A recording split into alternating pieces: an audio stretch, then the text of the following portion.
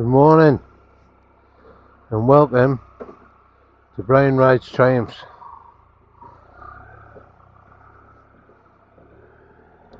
So, the question this morning is, why do we ride bikes? What do we get out of it? Well, for me, I don't know if it's in my blood, but I've always been into bikes. From the first bike I ever got, when I was 5 years old, it was a Malaguti 50, little automatic, like a scrambler type thing.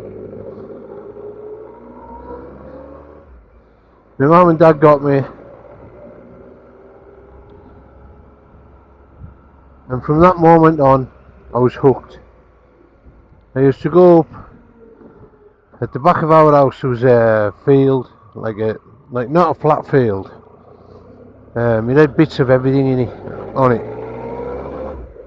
including an old building. And I used to go up there, and I would spend all day just up in this field, riding a bike and doing little jumps and trying to practice wheelies. And I'd watch Wayne Rainey and them on the MotoGP and pretend I was them. And from that moment, that was it. I was hooked. It was kind of an escape from realism. I got to think of nothing other than what I was doing.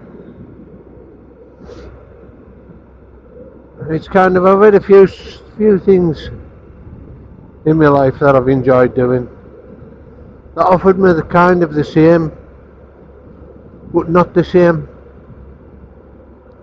Motorcycling gives me personally a sense of freedom, knowing I'm not going to be stuck in any traffic.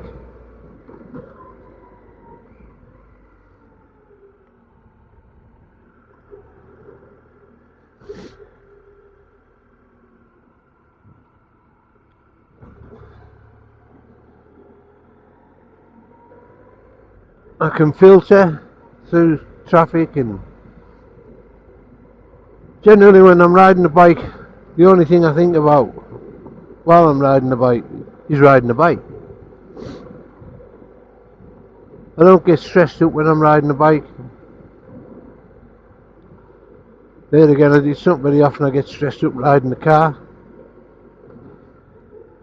So we're just going to go and post a letter. We have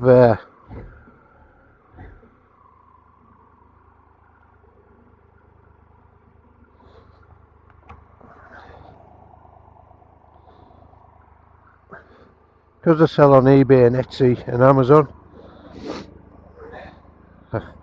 Usually I get raw mail to pick them up, but raw mail's been so unreliable of late. It's terrible. Hello. So we're just going to pop this. This was it. They paid for expedited shipping, like kind of first class, if you will. So we're just going to pay that. Hello. Nice to meet you all. So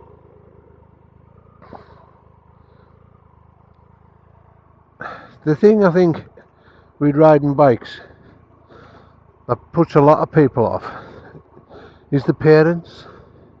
Now, if a young lad wants says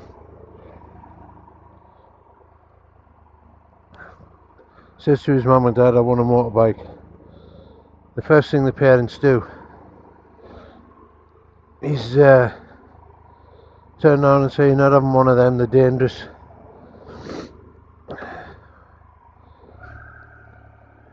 And it doesn't matter how much he screams and shouts, they're still not going to get him a bike.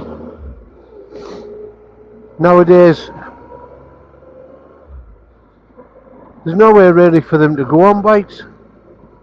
Like when I was younger, you could go off in the backfields or down the old railway lines. and managed to do that without putting my feet down.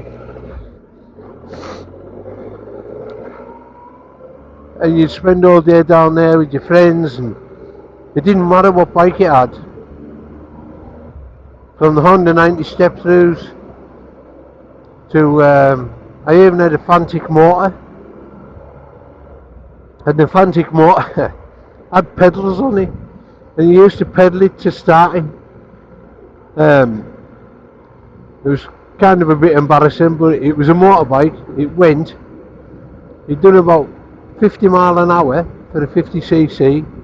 There's none of the 30 mile an hour limits are kind of on them then. A bit like your FS1Es of the day. They were a quick little bike. But it's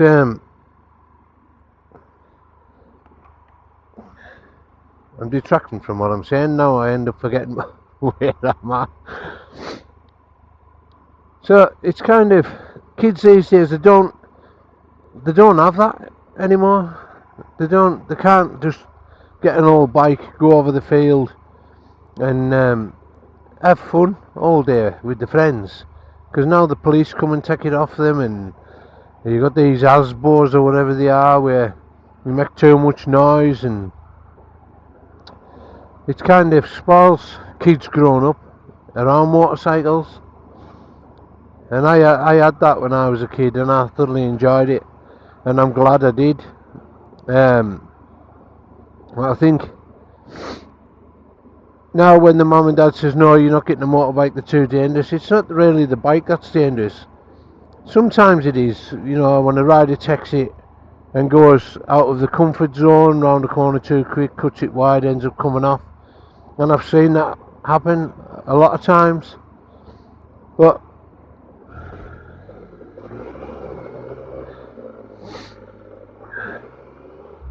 because the mum and dad have said no all the time they're growing up, when they finally get to that age, 17, 18, when they could get a bike, they're then into cars, and that drives them away from it.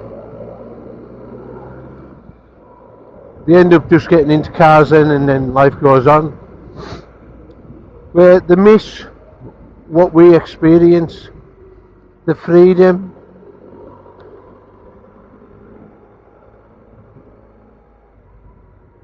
the thrill of riding a motorcycle.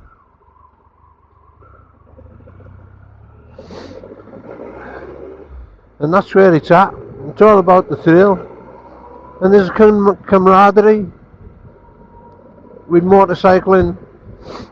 It doesn't matter whether you know someone on a motorbike or not. You break down at the side of the road, and 8 out of 10 times a motorcyclist will stop and ask you, are you alright? You break down in a car, and everybody's just going to drive around you and ignore you. And that's the way it is. You drive past a motorcyclist coming towards you, they'll always give you a nod or a wave. Doesn't matter whether you know them. And it's kind of that togetherness, if that's the right term, that I've always loved about motorcycling.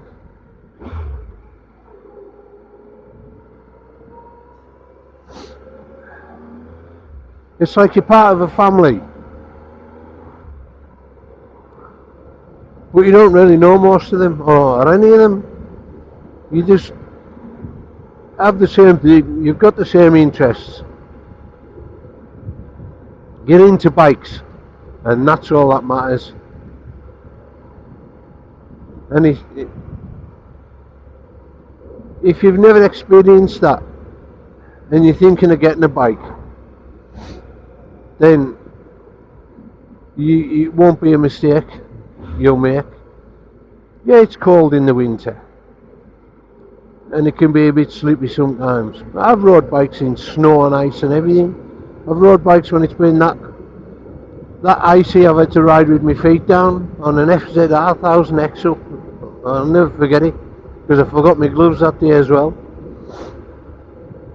And as a cheap way of commuting, it's a great thing. You don't use a lot of petrol.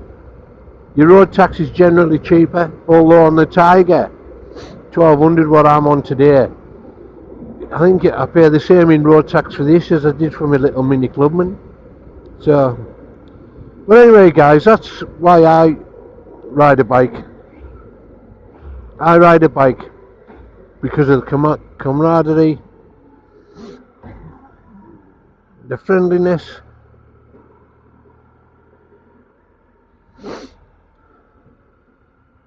and a sense of freedom.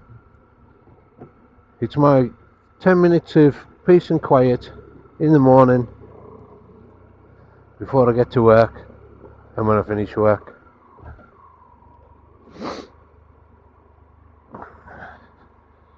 Here we are at the red door again.